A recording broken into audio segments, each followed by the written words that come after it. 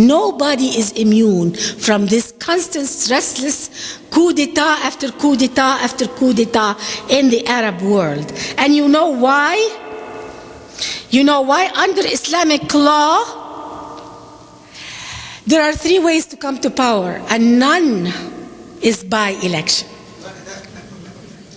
One is you get appointed by the previous president or Khalifa. Number 2, if he dies suddenly, the Shura Council will sit together, the top people, and they will pick one of them.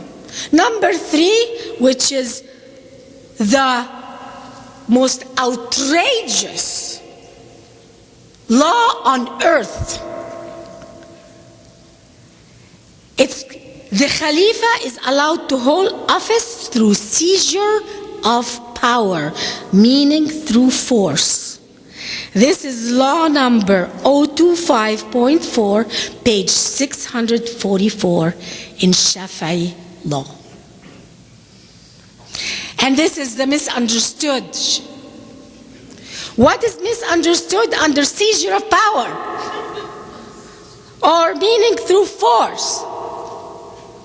A Muslim head of state can come to power through seizure of power. And they are arguing they want to bring that to America. Perfectly educated PhDs are saying that.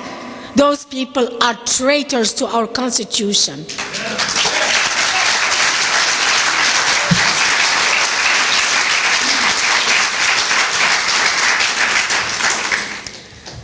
I don't know how many laws, but one law that affects me personally, and it affects Mano, it affects many of the members of former Muslims United. That's why we got together.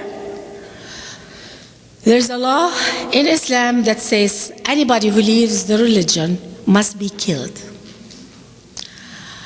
And this law is being actually practiced. It's not just a law on the books somewhere. In Egypt, this law applies even to Christians who convert to Islam.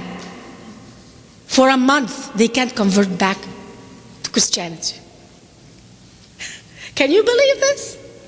If a Christian in Egypt, let's say for some I don't know whatever reason, they convert to Islam, they cannot convert back to Christianity. And many are locked in Muslim names, and in Egypt and many Muslim countries, being a Muslim is not like in America is a relationship with God.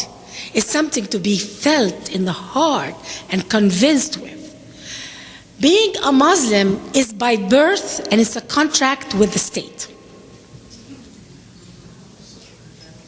Your IDs are all says Muslim on it. Your passport, I wish I got my passport to show it to you, my old passport, Egyptian, but it says Muslima. And to make it more difficult for Muslims to leave Islam, they didn't leave the job of killing apostates to the government or to the police, because they knew the police sometimes get bribed. So under Islamic law, vigilante street justice is allowed against those who leave Islam.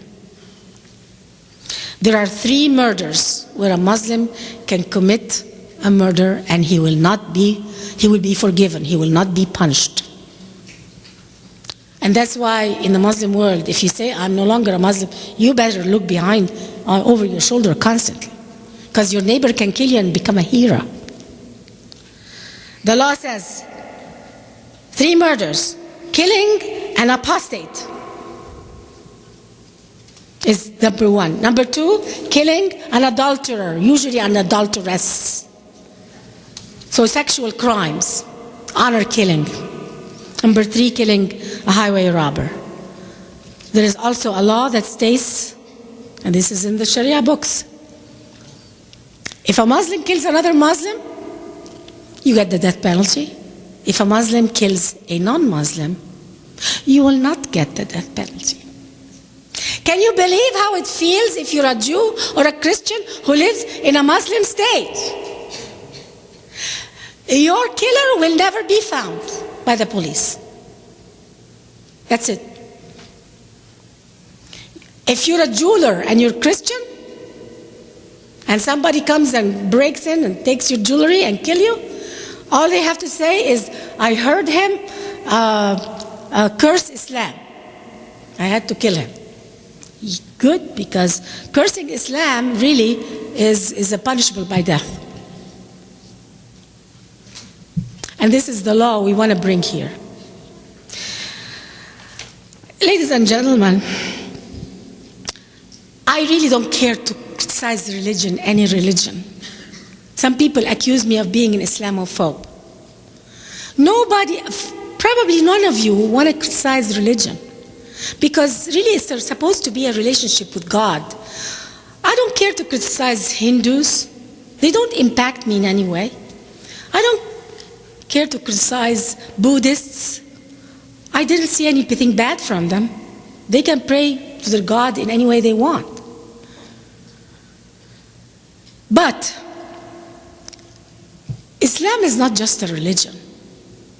If a religion expands itself so much to become a state with a military institution called jihad, dedicated to actually attacking other countries like Israel, and it has a very elaborate legal system that can put you to death if you leave that religion, then that religion is no longer a religion. The religion part is like 5%. You want to go to Hajj and pray 5 times a day? I don't care if you want to pray 200 times a day. I don't care. It won't affect me. But if religion expands itself so much to become a totalitarian system, whereby a leader can be killed and seizure of power, then that religion has opened itself to criticism. It must be criticized. It's our duty to criticize it.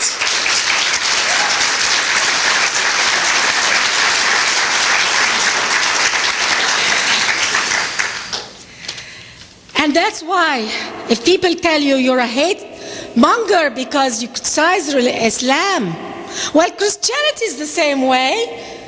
Christians commit crime too. They do terror too. Remember, they killed this doctor, abortion doctor. They tell you that. They killed the abortion doctor. And I tell them, did Jesus order them to kill abortion doctors? No. Is there anything in the Bible that tells them to kill abortion doctors? No. Then this is the actions of a human being who's misguided, who's going with his ugly human instincts. But in Islam, it's Muhammad who commands you. It's Allah who commands you to kill the Jews wherever you find them. And that is the difference. In any religion, there's good people and bad people, including Islam. The only difference is that the good people in Islam are good because of their humanity, not because Islam told them to be good. In Christianity, I hope in Judaism, I mean, look at the Judaism. You go to a synagogue and all they talk about is peace, love, justice, leaving the world a better place. I never used to hear this in mosques. Never. Everything was about, here is the stick, you can beat your wife with this stick. Not any bigger, not any smaller. Hang a rod in the house for your wife and your kids so they respect you. That's what I never, there's a lot of people, Muslims in America, who say, honor killing has nothing to do with Islam, this is a cultural thing. Has nothing to do with Islam. And I hear this all the time. And don't you dare say that Islam has anything to do with it. And I tell them the following. First of all, there is a law that says if a Muslim, if he kills an adulterer, they will not be punished. So there is a law that protects